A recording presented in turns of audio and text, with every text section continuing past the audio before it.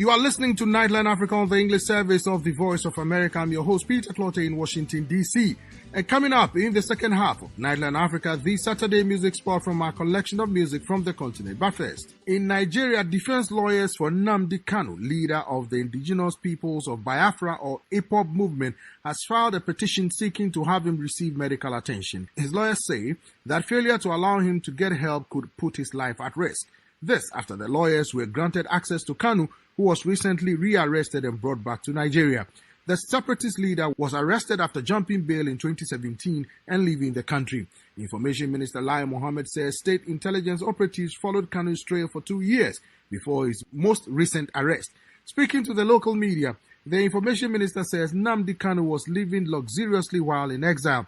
He's been leading demands for ethnic Igbo to succeed and to establish a country to be called Biafra. But in 2017, the government designated IPOB as a terrorist organization. Local media reports members of the group attacked police stations, a charge the group denies. Attorney Ifeanyi Ejiofor is a lead defense lawyer for Nnamdi Kanu, the leader of the separatist group IPOB. He updates me in his client's medical condition. We actually approached court because he's not getting the requisite medical attention where he's in the town. And in line with our local jurisprudence, we required for us to get his expert to attend to him presently where he's in the town because we want him to be given the best of medical attention. So that's why we're in court. And, under the custody of SSS, he has no access to he has no access to his brothers and sisters and wife. He only has limited access to his lawyers. So in that circumstance, he cannot be able to be given desired attention in the circumstance. And you understand that he was subjected to all forms of inhuman treatment and maltreatment. He was beaten mercilessly in Kenya, and which mental torture has continued as I speak to you. So we approached court yesterday to get out of court to get his medical expert to attend to him. Because without of court, the expert will not allow the expert who are ready and willing to give him medical attention to see him. Some people are suggesting that since the charges against him are so egregious and that he has committed so many offenses, including what they say is terrorism against the country, all rules of engagement or rules that ordinary criminals have available to them under the judicial system might not necessarily apply to him. What do you make of such analysis?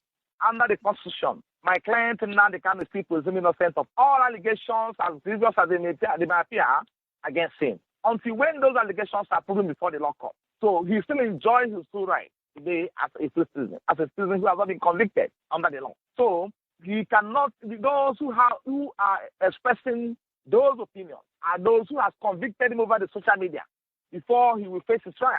So but as I speak to you, he is still innocent in the eyes of law. The International Human Rights Commission, based in Geneva, has cleared both Nigeria and Kenyan authorities of diplomatic breaches in the arrest and repatriation of the leader of IPOB, Nnamdi Kanu. What is your reaction to this? You can understand that Kenyan government has come out to issue a statement denying the fact that Nnamdi Kanu was arrested in Kenya. So why absolving them at this stage? They've not responded to allegations against them, even before the International Court of Justice. So it's obvious that their opinion is biased and has been compromised. We have no doubt whatsoever that the Deputy Secretary of the United Nations is a Fulani woman, and we understand their influence over some of these organizations. So what we are saying is that Nnamdi Kanu has been tortured, and Nigeria is a signatory to the United Nations Convention Against Torture and ratified the agreement in Nigeria in 2001. So the government of Nigeria and Kenya committed torture. We have evidence and also fact to suggest that the British government is in total incomplicity of what happened to Nnamdi Kanu. And we are taking it up on the international level in the course of time. Femi Falana, a prominent Nigerian legal brain, is of the view that the arrest and repatriation of Nnamdi Kanu is illegal under Nigeria's constitution. Is that your stance as well? It's not only illegal under our law, it's also illegal under the Kenyan law. The Kenyan laws on extradition provided offenses within which a citizen can be tried who is being accused of committing offense or for running from justice, right? Formerly running from justice can be extradited. And the offenses Nnamdi Kanu was accused at the point he was kidnapped in Kenya never fall within the threshold of this offense listed under the Kenyan law. So not only that Kenya committed this offense, Nigeria, as far as Nigeria was committed this offense, Kenya also committed the worst offense in this regard. So in gross violation of his fundamental right to right. Also, gross violation of international convention and treaty, and as I already mentioned now.